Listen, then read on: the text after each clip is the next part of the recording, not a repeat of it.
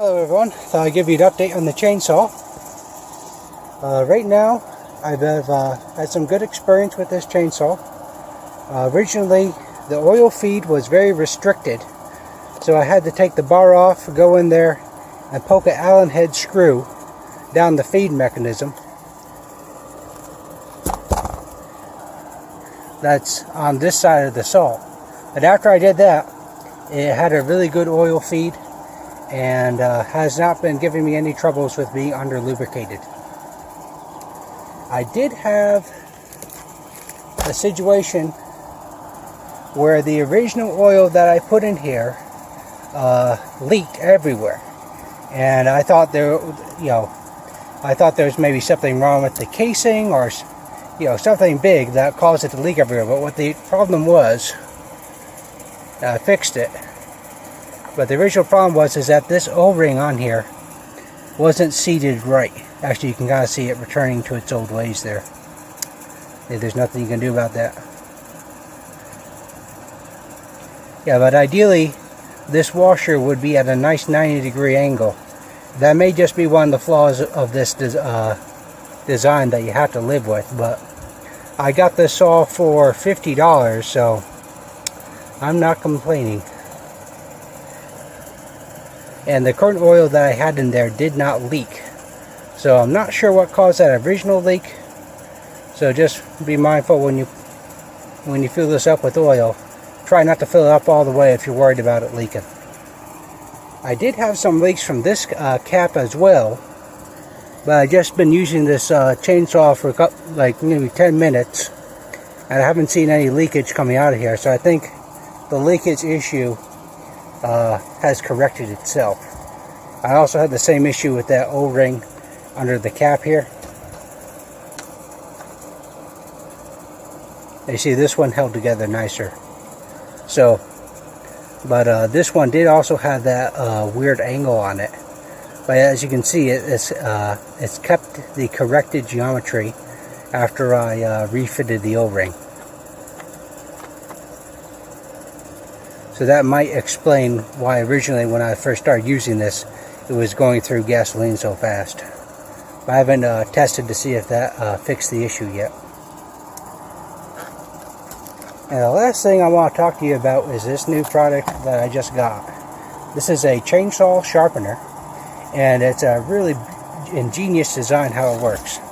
What you do is you put your chainsaw in here, you lock it 2 holes on the bar and these 2 pegs, and it goes over this stone here.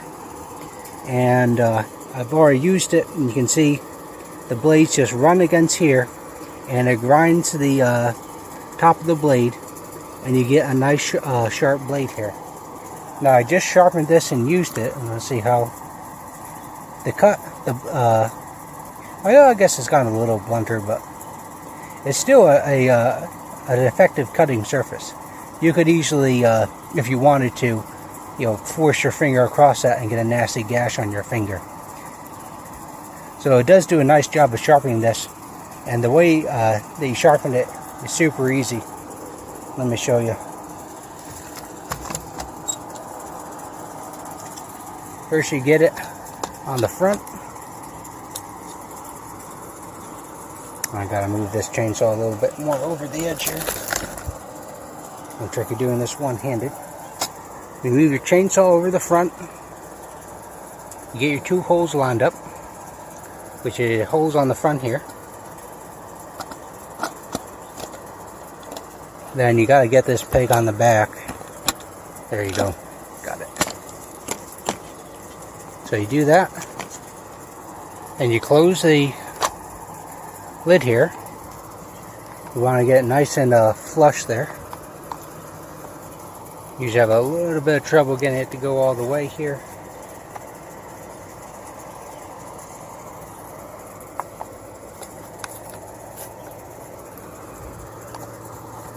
There we go. Got it. Then what you would do is you would turn your chainsaw on. You would put this against something like a log or just even the ground. Then while you're pulling on the throttle and that's spinning, you push on it so that this closes here. And that will run against the blades here and sharpen the teeth on the sharpening stone inside of here. And it does a great job of doing a uniform cut in a very little time. I probably ran this across the blade for maybe 20 seconds, which is probably a little bit too much, but it came out beautiful. And I would definitely recommend buying this. These were on eBay when the time I bought this for like $10 a piece. I wanted something that would ship a little faster, so I bought something in the USA and I paid $17 for it. But I would say it's a great device, and I would definitely recommend buying it. Alright, hope you all have a great Father's Day weekend, and I'll see you all later. Thing I wanted to mention, a part of this review, was that when I went to put this on, I didn't have the original set of holes here. I had to drill my own holes.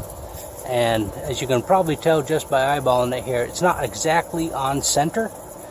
And it still works just fine. Of course, if I probably took a little more time and had like a calipers or something like that, I could have really gotten this nice and tight. But I just kind of eyeballed it, you know, and did it by eyeball. It still works pretty good. So I would definitely say if you are going to get this and you don't have the two holes on here, be either comfortable with making your own holes or ask someone who has a nice setup to do them for you. Alright, see you later.